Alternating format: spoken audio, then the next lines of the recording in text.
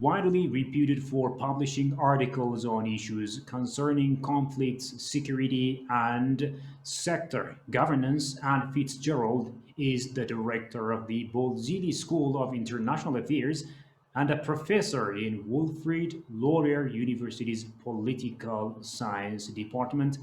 We'll be spending some time discussing current issues in Ethiopia in this edition of this dialogue. With it, I'm Shifar Alago to stay with us. Professor, thank you so much for making some time for us. I'm very happy to be here. Let's begin our discussion with issues concerning the situation in the state of Tigray.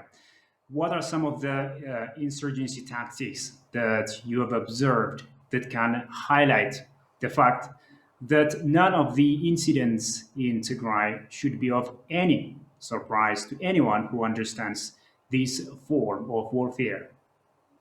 Thank you very much, and thank you for having me on the program today.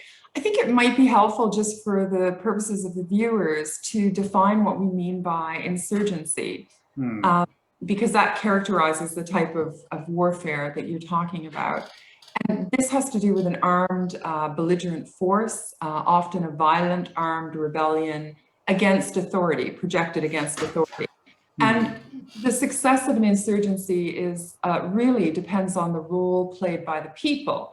And that's why scholars in the past have referred to insurgency efforts as the people's war.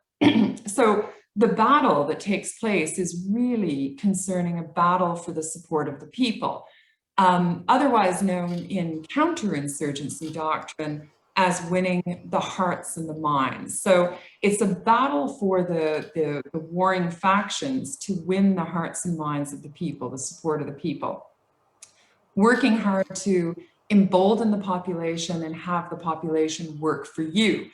And this means not only support through military efforts. In fact, sometimes the attention is less on military efforts and more on political efforts, economic efforts, certainly information efforts, right, and the of security means, so the protection of the civilian population.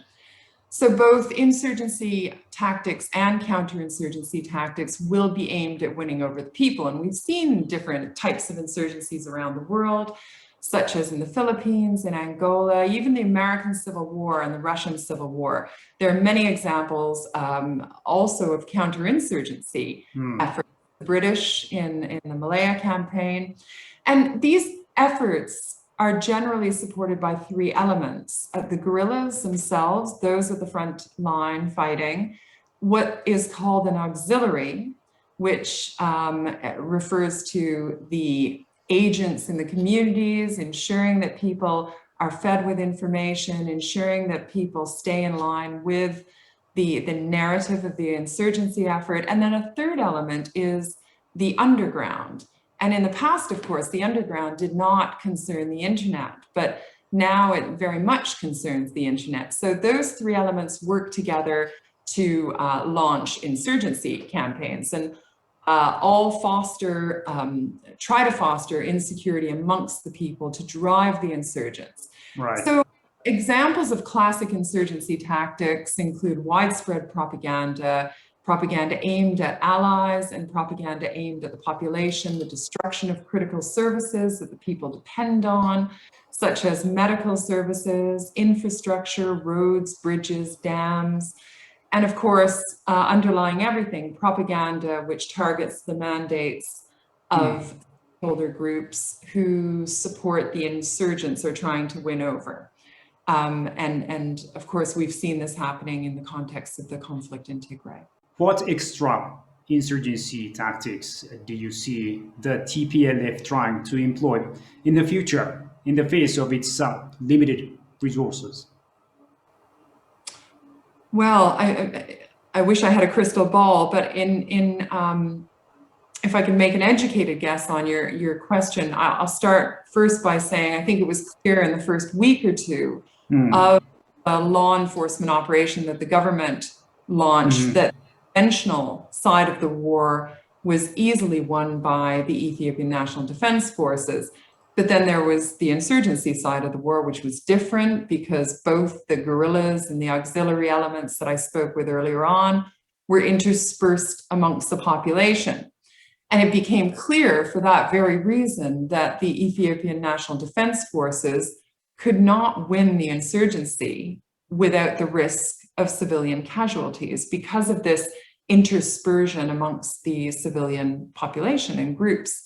So this issue, combined with international pressure, of course, led the ENDF to withdraw.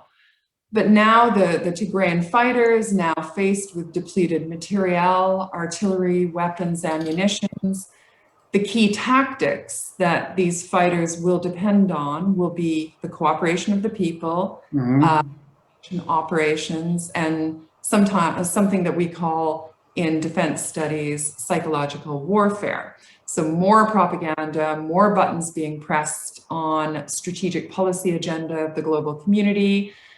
Very, very sadly and horrifically, the use of children and child soldiers, and of course, with a large number of bogus and stolen uniforms allegedly circulating in the region, the opportunity is there to snap photos of human rights violations with ENDF uniforms close by, perhaps through the use of doctored video footage and photos, which we've already been seeing used. Stories that are fed back to different media outlets. And this would be further efforts to delegitimize the government, to give the insurgents the upper hand, more access. So it becomes a big competition for the narrative. And I would lastly add that other vulnerable border areas will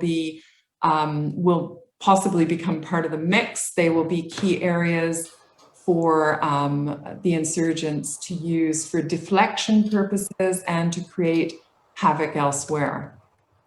Right. One of the tactics that the TPLF recently resorted to, Professor, as you know, is using children as soldiers. And you've also called on the world to strongly condemn the use of child soldiers in Tigray, which is a war crime. Explain that to me. The world has had protocols and conventions on the use of children in armed conflict, which consider the use of children in any role related to a conflict, not even fighting at the front line, but as cooks, as guards, people who wash clothes, manage storage areas, let alone handling weapons and fighting since 2002. And this is prohibited under international law and defined by the International Criminal Court to be a war crime. And I raised this issue, as you said, on social media and in my recent article, remind the world that whilst it has acted elsewhere under these international laws and norms, it's remained silent on the issue.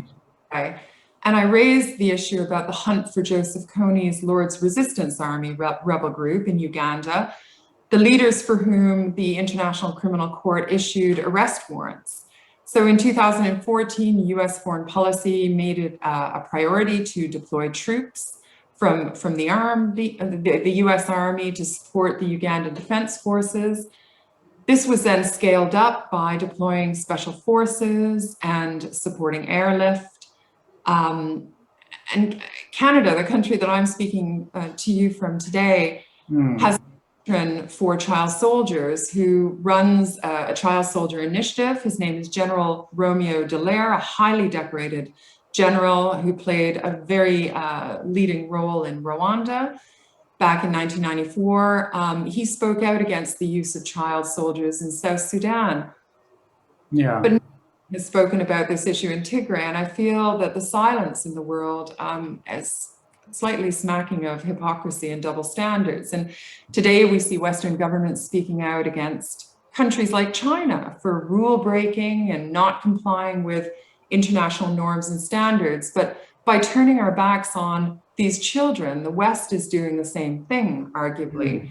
So each day the evidence increases. I keep asking myself, who will be the first to speak out? The Western have, however, opted to remain silent, which, to use your words, would amount to a generational shame. Why, in your view, have they turned a deaf ear, if you will, to the cries of the children?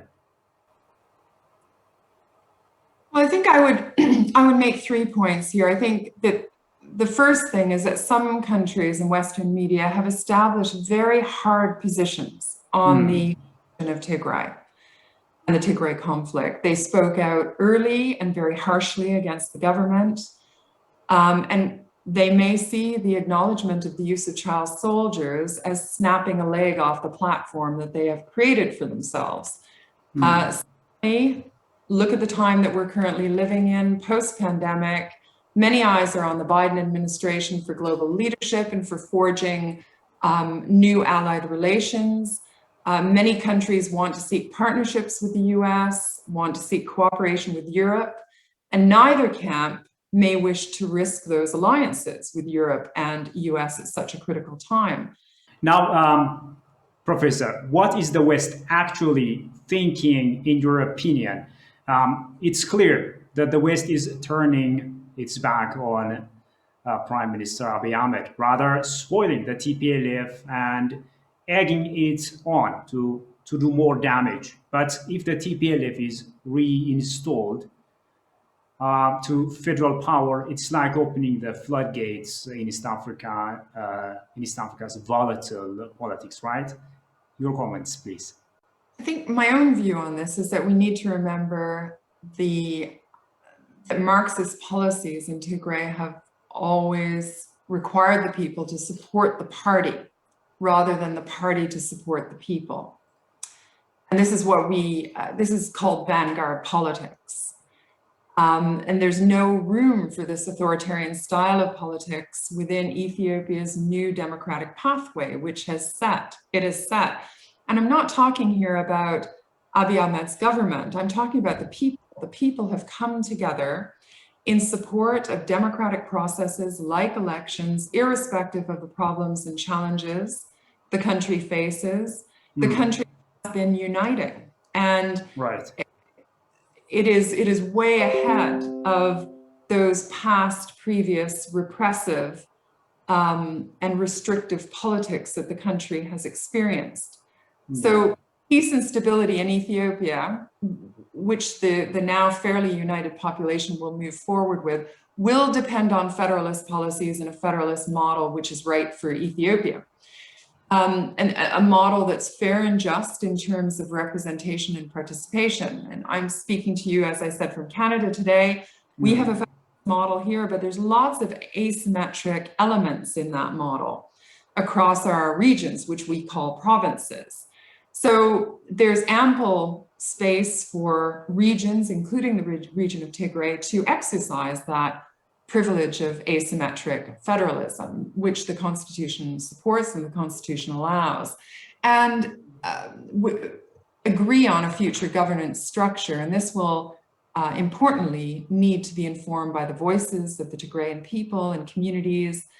They all need to be represented fairly in government, hosting multi-party politics in the region with a diversity of voices. And I think in answer to your question, there's an important lesson here, especially for a country which experienced something quite unique, which Ethiopia did. And that was the change, a transformational change taking place within the same party that was in power for so many years before, which then went forward to comprise still of the victors and the vanquished. And there are very good reasons why there are term limits on those who hold state offices, heads of state offices. Even people like President Obama or Prime Minister David Cameron or Tony Blair in the UK, they come out of office after their term expires. They have very, very good platforms, both nationally and internationally. Right. Imagine after 27 years, and we didn't see a lot of churn amongst the leaders and individuals during the 27 years. So the embedded relationships, not just on the African continent, but even more importantly, across the international community, were very, very entrenched. And as with any model like that grows within an ethnic federal state, there are there's a privileged social structure that develops with it that can get transplanted into the international community as well. And, we've seen what money can do to support this privileged structure as well. Money that can buy lobbyists, money that can buy lawyers, and money that can buy friends and alliances. So I would just say that that's the danger of not exercising democratic practice around the term limits of leaders. What specifically is the Canadian government's stance in this regard? Is it following the US lead, or is it being one of the only or few countries to condemn this heinous crime? Well, I'm not a member of the Canadian government, so I cannot speak on behalf of the government. But my own observation, I do think that the government of Canada has not blindly followed the lead of others or the narratives being embedded and calls being sounded out by other global leaders. I should also say that Canada is a country which, although it cooperates very closely with the US, being its most important partner and ally, it has very distinct national interests and values which prioritize principles such as fairness, equality, and justice at every step. We also have, and this is what gives us a real common denominator with Ethiopia, a very multicultural and multi-ethnic community. And I think I'm correct in saying that Toronto, which is not even the federal capital of Canada, it's the provincial capital of one of the regions, one of the provinces, is the multicultural capital in the world. So we appreciate quality of outcome in discussions that involve multiple stakeholders. And like I said, the principles of fairness, justice, and equality. And I'm hoping that Canada continues to take a somewhat different position on this crisis, continues to do its homework on the very, very complex challenges, particularly as more and more of the truth emerges. Professor, other nations, however, seem to be reluctant to go against the US lead at the moment. And what is happening with the media voices that are following the US line? I think the media voices that are following US lines are becoming more and more discredited, not just here in Africa, but elsewhere in the world as well.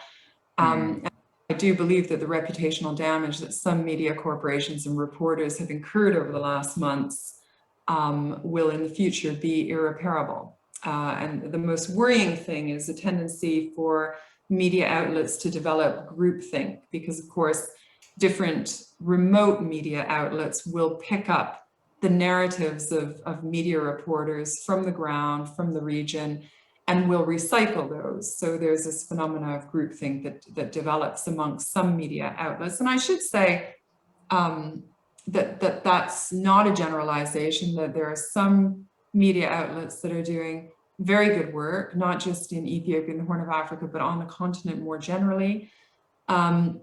But others will have a hard landing. And it's great to see smaller media outlets starting to cover the story more comprehensively, bringing people to media opportunities who actually know what they're talking about.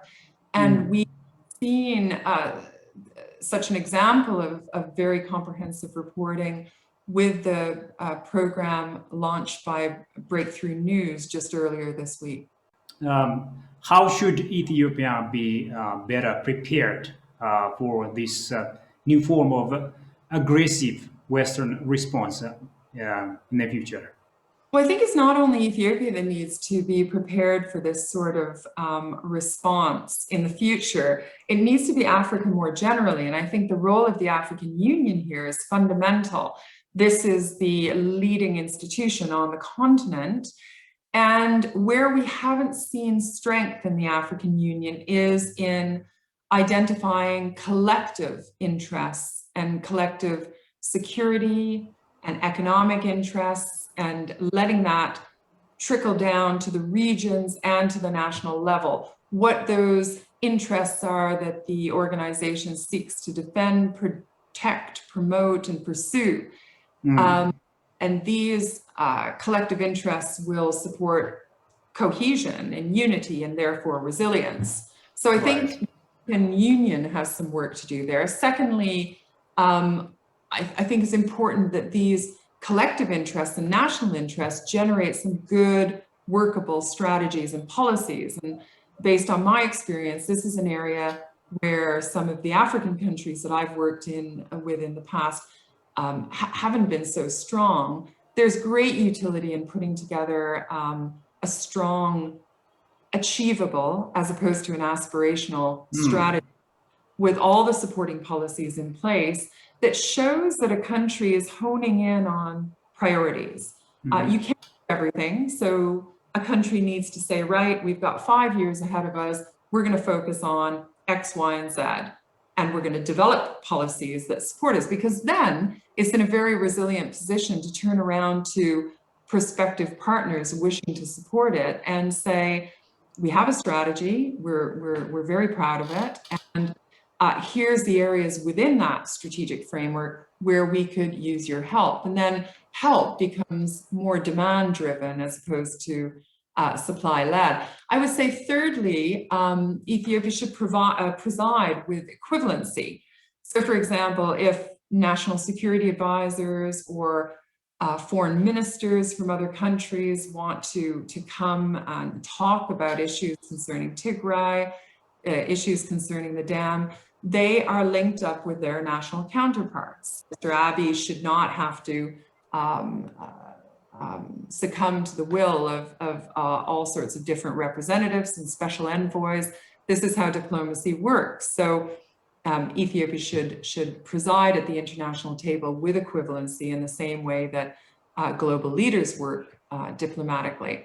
And I would say lastly, the dire experience that Ethiopia has had with the international media, again, not all media, but most major media outlets, which have failed in carrying out their responsibilities to uphold effective investigative journalism, should make the continent and Ethiopia in particular raise the bar in its media outlets and start exercising real discretion over what it should and should not consume, and also to build the capacity of its own media outlets. You have some very good ones, and I think we need these organizations to grow and to be further capacitated to continue engaging in good investigative journalism that provides the population with a diverse number of narratives and perspectives. That's what reporting is all about. Right, indeed. Professor, let's also talk about the Grand Ethiopian Renaissance Dam. I know you've been working with water economists and the hydrologists and have good data on the Grand Ethiopian Renaissance Dam issues. Now that Ethiopia has successfully conducted the second filling of the dam, what does this mean to the country, to the region? And why is this second filling such a big deal, such a big issue? Thank you. I think this second filling is a show of determination on Ethiopia's part, determination to complete a national development project, which the people of Ethiopia have supported emotionally and physically, and also by committing their own resources to it. And the outcome of this second filling has also acknowledged that water levels have not been impacted. And I believe that this achievement and the hope that it generates creates even more momentum behind the unification of the country, which is so fundamental to addressing other areas of conflict and tension. It's reminded us that evidence-based facts are very important in the case of the GERD. And also thinking again in terms of the long-term collective interests of the region and the continent. And that takes me back to the role of the African Union and the need to exert real leadership here. I think passing back and forth to the UN Security Council is not optimal when the AU has enabling space to really exert that leadership. Now, Prof, as you know, the United Nations Security Council recently ruled that the issues of the GERD should be resolved under the auspices of the African Union. And Egypt and Sudan seem to be sulky about it. And Egypt even declared that the specifics announced by Ethiopia don't match with the previous standards, thus claiming that the dam might not be filled yet, while Sudan is still pushing with its binding legal agreements. What do you make of that? Well, we know that most of the agenda concerning the GERD and the bellicose voices condemning the filling of the GERD has been driven by Egypt. This became clear in the Security Council when the Egyptian delegation gave such a long and somewhat ranting presentation on issues concerning the GERD. And many of us were very surprised that the issue went to the UN Security Council in the first place. This is a development project and an issue concerning national water infrastructure. And although it's been discussed in the context of the UN Security Council in the past, this meeting was specifically looking at this issue. And it was great to hear voices around the table say not only that this issue belongs under the auspices of the AU, but also that people were surprised it came to the table in the first place. For me, Sudan appears to have a slightly confused position on the issue. And in some ways, this is no surprise. Sudan's a country that's had a very decent relationship with Ethiopia in the past, whose parliament gave Prime Minister Abiy a standing ovation for brokering a peaceful political transitional governance arrangement, following the fall of the al-Bashir government, and which stands to benefit hugely from the GERD, not only in having more of the share that it is rightfully deserved in the past, a third of which it's used only, to Egypt using the other 2/3 of its share, but also by benefiting by not having so much sediment in the water that flows. The water economists here and the hydrologists always talk about the Blue Nile being the Brown Nile because of the amount of sediment, and the dam will stop that sediment from flowing and therefore mitigate against flooding and flood disasters. But it will also, the dam will also provide storage for that 12% of the water from the Nile that in the past has been lost to evaporation. The storage will keep that water from evaporating. So that will offer all riparian countries that much more water. Sudan will benefit for the purposes of its agricultural productivity, and food security for the Sudanese people is very important at the moment. This was one of the reasons why people in Sudan lay themselves in front of the Ministry of Defense and begged the Sudanese armed forces to overthrow the government, because food had become inaccessible for some people because the subsidies had been stripped, and it was a matter of survival for the Sudanese people. So no agreement should deprive the Sudanese people of the food security that they deserve. So I would argue that most of this concerns Egypt, perhaps to a lesser extent, a much lesser extent, the Sudanese armed forces, because a lot of the funding that Egypt is giving to Sudan is by way of offer of military modernization. And of course, there is quite an injection of funding into Egypt from the United States, 80 million in economic assistance, 30 million in military assistance. Lastly, I would say the fact that Egypt sees the Arab League as their go-to regional organization and not the African Union is an issue here. And this is where the AU must step up to the plate, remind the world that it's the continental authority on Africa, and support its member states. Finally, Professor, some reports are showing that Egypt seems to be desperate to counter potential or would-be power clients of Ethiopia in the region. What's the message?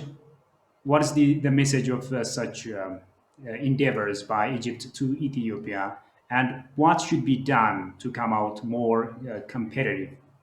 Okay, I think let me start with the messages. I think the message is that Egypt is still not satisfied. And I think there's other pressures in Egypt at the moment. And I think this is why Egypt is looking strongly at the alliance with the United States to help support it politically from those in the margins who are gaining strength and that pose competition to the current government, groups associated with the Muslim Brotherhood and others. So Egypt is going to continue fighting for what it feels is a good deal. And I think that there are face-saving options for these negotiations, perhaps talks starting with the filling issues and filling schedules. We have no shortage of data from the hydrologists, engineers, and economists on how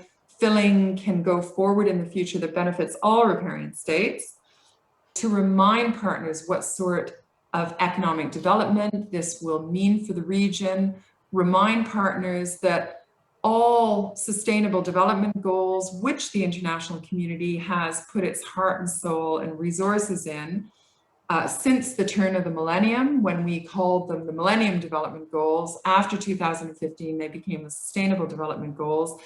So the construction of Ethiopia's national water infrastructure impacts on all those development goals. And anything which impedes that, or at worst unravels it, will unravel the progress made on development as well. So the bigger picture, what this means for the development of youth, because youth in the country, especially in a country like Ethiopia, with 70% youth under the age of 30, they are the future leaders, future leaders across the professional sectors, the government sectors, etc. So their development is critical. The implications for trade and regional trade, Ethiopia and Egypt and Sudan and Eritrea and Djibouti, all the countries in the Horn of Africa occupying such a geostrategic position in the world, and a supply chain hub will offer the region great prosperity. So always see things in the big picture. The details should be easy to work through from there. All right, Professor. Thank you so much for your wonderful perspectives. Thank you very much. Well, dear viewers, that was Professor Ann Fitz-Gerald talking to us in this edition of this dialogue. Many thanks for your company so far. Until I see you with another program, it's goodbye from me, Shifara Olako.